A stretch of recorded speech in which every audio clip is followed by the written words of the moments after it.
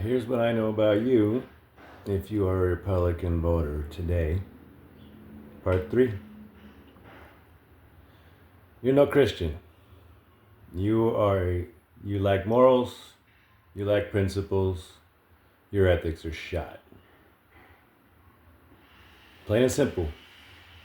Yeah, I know that you evangelicals or you people that go to these churches that think you're Christian nationalists think that you're on the right side of Jesus on this one. I guarantee you're not. You've forgotten your history. You've forgotten what the Bible has taught you, if you ever learned from it in the first place. You do not carry the basic principles that Jesus has. Basic. Love your neighbor. Basic. You don't love your neighbor. And if you're sitting there thinking, yeah, I do, no, you don't. Because you're not thinking outside your political space of mind. And I'm using the word political because that's how you see it. Red team against blue team. Republican against Democrat. As long as you're getting yours, you could give a fuck what happens to anybody else. That's a fact. That means you don't give a shit about anybody else. And if you're one of these people that in front of everybody like, oh, I love everybody else, but in the background you're voting for somebody like Trump or you want to deport people, two-faced hypocrite. I can't stand you people anymore. I've been battling against you guys for freaking 9 years. I've been part of this resistance since the beginning.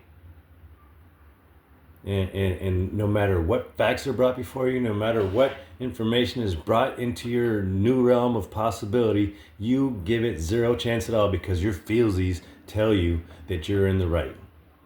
That you have the right to feel the way you do because you feel like it's your right to be a racist, sexist, misogynist, freaking people-hating, non-Christian piece of crap.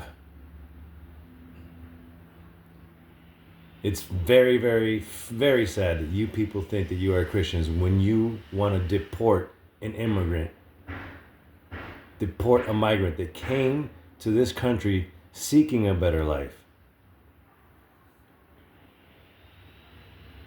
Guarantee you don't know what asylum is either. Let me tell you a story. There's a family I came across that spent some time with them. They're from Ecuador.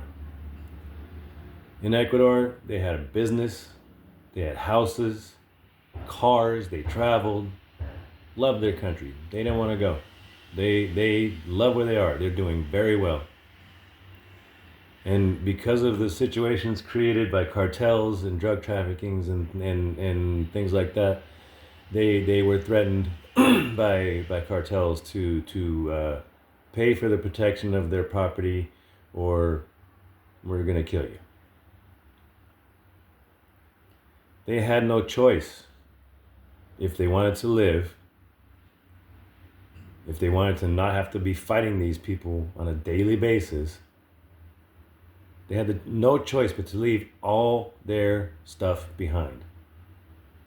6 people. Mom, dad, family, and kids.